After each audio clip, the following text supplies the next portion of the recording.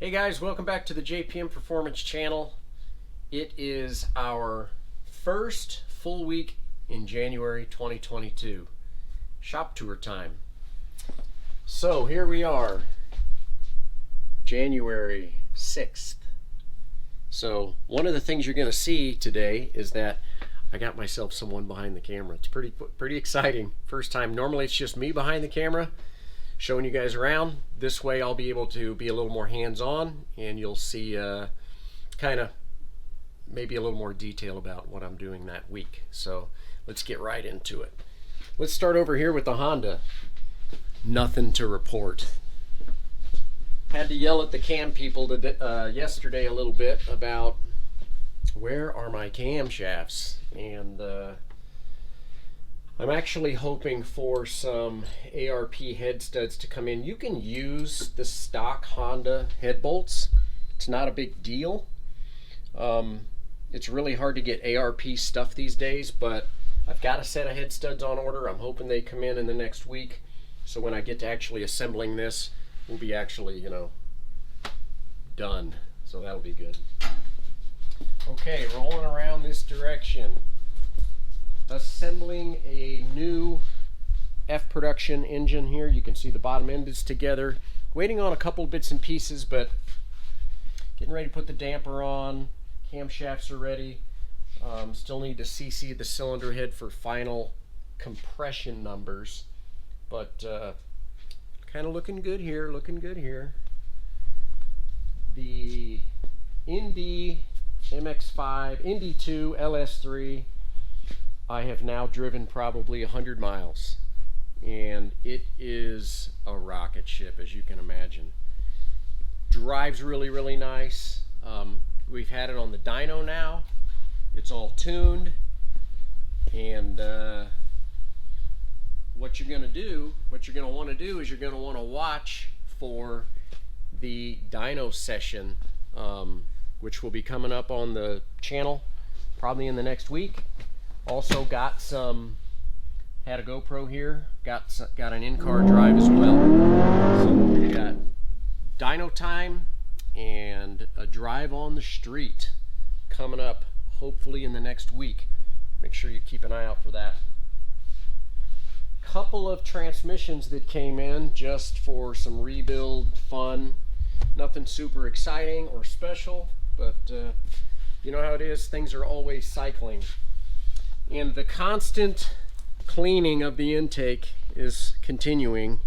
It is getting better as I scrub and scrub and scrub, but it's still dirty. So actually, shout out to Eric Yeagle. Gave me a really good idea about some AC Delco carburetor cleaner that I haven't gotten yet, but I'm going to, and continue to clean on this. I want it to be so I can eat off of it before I stick it on the engine, unlike the way I had to run it during the race at the runoffs. As far as BMW progress goes, right, engine is in the car. So working on hooking everything up. Engine and transmission are in. Like I say, guys, do something every day. Next thing you know, it'll be done. So next week, we're gonna really dive into Taz's car. Got some really nice new bodywork painted. This is the new body from Perry. So slightly different than what we had on the car before. With the spoiler is slightly different. Integrated, pushes more air around the car, and the fenders should match up to the nose pretty nice this time. So first things first, we've got all the bits and pieces now to put this car back together, and just kind of working on all of this. Like I said, it'll be next week. When I get into something like this, I try and hit it pretty hard. Got a new door freshened up. You can see the door latch and the stock mirror holes are all filled in. It's all clean on the inside. Here's the old one just to give you an idea. These doors actually come with a really heavy beam that goes in here, and it's attached just with these spot welds. There's 5 spot welds on each side. If you drill these spot welds out, this beam, which believe it or not is about 12 pounds, and if you're trying to lighten up your Miata, it's a really good place to find it, because if you ever picked up a stock Miata door, you know that they're super heavy. When they get into this condition, they're much lighter, so that's looking good. And Wade McBride's car is completely done. Dynoed. I couldn't be happier. So, new transmission, rebuilt engine with the new pistons, and could not be happier with how that turned out. That's all I'm going to say about that. So, Eric has been chipping away at some of his shifter linkage for the PBS.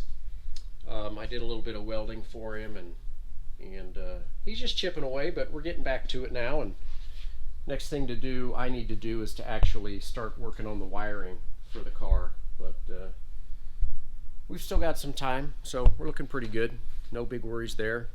Obviously, the Integra's still just sitting here waiting on an engine and Rick to get back to some body work. But all in all, we're just about due for a transition over in the shop, because I've got a car out in a trailer, and Bill Lampkin's car is actually at the frame machine getting that rocker pulled.